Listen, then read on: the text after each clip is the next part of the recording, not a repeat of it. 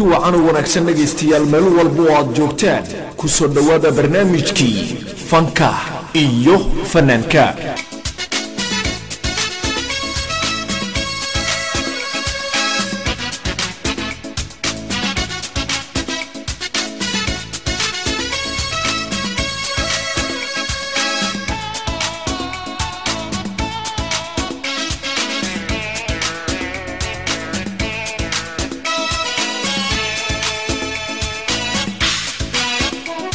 barnaamijka fanka iyo fanaanka ayaanu alaaba ku soo qaadanaa fanaaniintii hore kuwii dhexe iyo kuwii ugu dambeeyay sidoo kale waxaynu soo qaadanaa abwaanada Soomaaliyeed si aynu u turxan bixino fanka Soomaaliyeed iyo faa'iidada uu leeyahay barnaamijka toddobaadkan ka duwan sidii hore waxa inoo marti ah walibana aynu door bidnay inaynu kaga hadalno waxyaabaha ay fanka Soomaaliyeed ku soo kordhisay fanaanada yar oo aan filayo inaad wada garan doontaan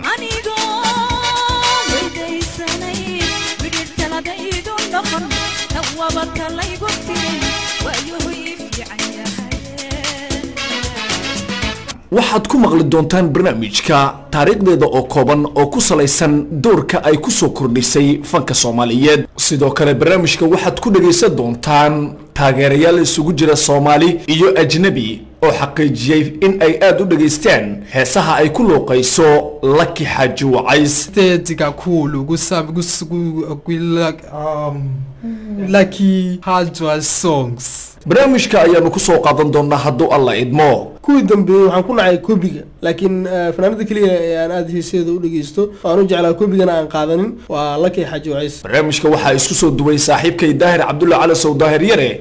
isaga ayaana xagga farsamada iga gacan qabanaya waxaana idin socodsiinaya anigoo ah Cabdullaahi Balwaan waa markale iyo barnaamijkii fanka iyo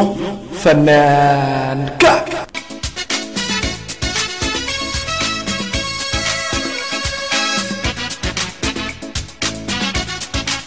aan ku soo laabto barnaamijka fanka iyo fanaanka oo toddobaadkan xiise gaar leh isla markaana ay ka dhursugayaan taageerayaal fara badan oo aad u dhageysta heesihii dambe isla markaana xiiseeya doorarka fanaaniinta da'da yar ee ku soo kordhiyeen xayndaabka fanka Soomaaliyeed oo taariikh fog leh sida aad la socotaanba fanaan waliba waxa uu leeyahay haybad gaar ah oo Ilaahay ku manaysto iyadoo taageerayaashuna ay kula socdaan hadba haybadiisa fan ahaaneed waxa la xiiseeyo waa cod isla markaana lagu laray hadba tixgelinta fanaankaasi uu shacabka ula dhex yimaado way jiraan fanaaniin Soomaaliyeed oo iyagu xayndaabka fanka aan ku lahayn taageerayaal aad u sii buuran markii loo eego qaababka loo dhageysto ama loo daawado heesaha ay soo dhigaan bogagga internetka iyo waliba page-ka muuqaalka ee YouTube-ka loo yaqaano haddaba fanaanada Lucky Xaaji Wacays ayaa bilihii ugu dambeeyay waxay sidii biriqdi oo kale uga soo dhaxbaxday boqolaal fanaaniin ah iyadoo noqotay fanaanada kaliya ee la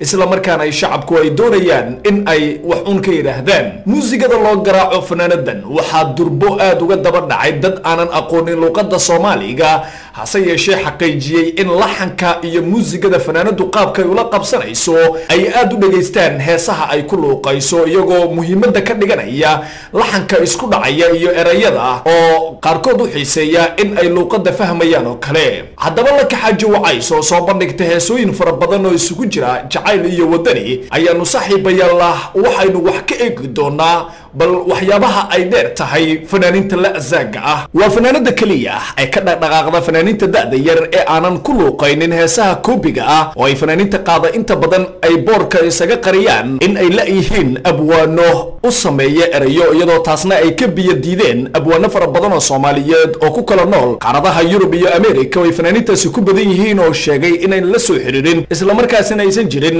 fanaan ka dalbada in loo sameeyo erayo cusub fanaaniinta da'da yar ayaa sidoo kale lagu xantaa in inta badan duruufaha ku kalifaya heesaha koobiga ay tahay sida ay shacbiyadu ugu heli lahaayeen codkooda loona aqoonsan lahaa in ay yihiin fanaaniin soo baxday Lucky intaasoo idil way ka duwan tahay waxa ay ku luuqaysaa heesa gaar u ah iyadoo abwaanada ay la kaashatay waqtiga ay ku bixisana ay shacab aad u fara badan ay aad uga heleen shacabkaasi Soomaali kaliya maaha ee waxa jira ajnabi aad u dhageysta heesaheeda oo aan luqadda aqoon mid ka mid ah saxafiyiinta ka howlgala telefishinada ku yaala gudaha Koonfur Afrika ayaa u sheegay warbaahinada afka Soomaaliga ku hadla in umar waliba heesaha Soomaaliga Soomaaliga uu ka dhageysto fanaanad uu sheegay in ay tahay fanaanada sanadka oo ay iyagu ugu yeeraan inay uga wanaagsan tahay fanaaniinta kale waa kan isagoo ku hadlaya mid kamid ah luqadaha looga hadlo South Africa. Igama lami ngu-Isaac ngibuya e-South Africa e-Cape Town. Angi understand kahle i-Somalian language. Mara ngi-interested kakhulu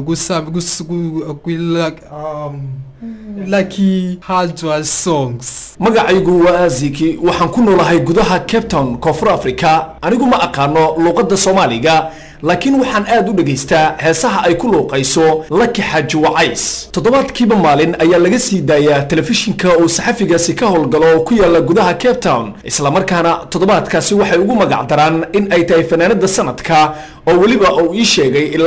ilaa iyo muddo inay soo deynayeen heesaha ay ku luuqayso. Fanaanada daada yar ee Lucky Hardwell markaynu dhanka shacbiyada u eegno waxa aad u dhageystaa boqolaal ka tirsan Soomaalida fanka ka daba dhacda oo inta badan heesaheeda ku tilmaama in ay aad uga duwan yihiin heesaha kale sida iyagu u arkaan. Waa kan mid kamid ah dhalinyarada Soomaaliyeed oo xaqiijiyay in fanaanadaasi ay bartay dhageysiga heesaha daada yar maadaama uu horay u dhageysan jiray heesihii hore sababta ayuu ku sheegay in ay tahay fanaanad ka miiran dhinaca koobiga. marka hore waxaan dhageystaa dhammaan heesaha khaasatan kuwii hore kuwii dambe waxaan ku nacay koobiga laakiin fanaanada kaliya ee aan aad heeseeda u dhageysto waan u jeclaa koobigana aan qaadanin waa Lucky Hardwell. Slow music waa codka iyo laxankana oo is wataa marka taasaan ku jeclaaday.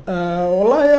albunadeeda oo arkay waxaan ugu fiican hadda aan dooranaya waa Makaag inkastoo ay tahay shakhsiga kaliya ee aan wali aan ku arkin Scooby. sidoo kale Lucky waxay ballan qaaday inay Afrika imaan doonto bal ka waran imaatinkii Afrika maadaama ay tahay fanaanada kaliya ee da'da yar ee kaliya door bidda ilaa fanaaniinta inta badan waxa soo jiita dhaqaale ama in ay maqlaan oo kale dalkaas dhaqaale fara badan baa laga sameyn karaa. fanaanadan kalgacayl ay u qabto Afrika ayay jeclaatay in ay Afrika timaado marka sidee baad u aragtaa? waa wadaniyad qiiro leh hadii mar Afrika imaanayso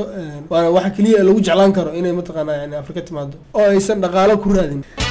adduunyadu ama kaagis badana adku jira ma sheegaan irkag yaab ku taxana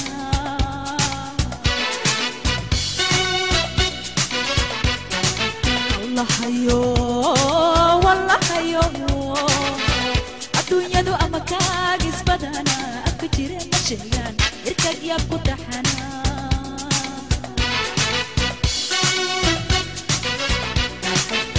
warkaygu midaanu tabin eeg badan kalada indhuhuna jacayl bogin aragiisa maaniyo kudolla i ahaye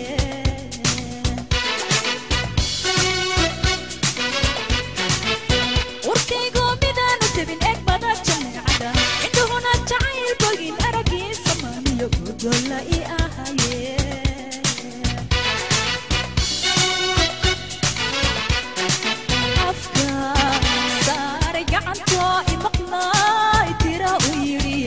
malakadeedo waxaan orax ku leeyahay afka saari gacantoo imaqlaay tira u yidhi ismalakadeedo waxaan orax ku leeyahay adunbaa hadaaqo sida ubaad u tahe adiga aroorida keliga ordaaye kuma oga naftaydu adigiyo jacaylka asha dhulka umara asha dhulka umara asha dhulka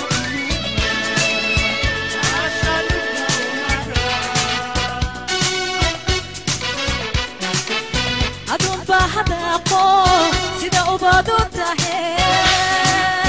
adiga aroorida kaliga ordaaye kuma oga naftaydu adigiyo jacaylka asha dhulka umara asha dhulka umara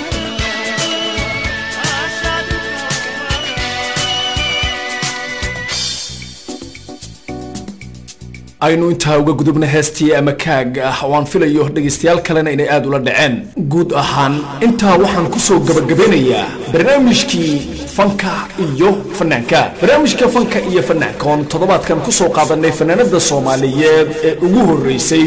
oo ay u codeeyaan ama ay u hambaliyayaan dad ajnabi oo aan luqadda aqoon Lucky Haji Wacays ma hadii ka gaadhay farsamayaqaanka stuudiyaheena koowaad ee isku duwintana kaalin lixaad ka qaatay Daahir Calasow iyo waliba tabintii anigoo ah Cabdullaahi Balwaan waxaan idinku dhaafaynaa sidaas iyo nabad galib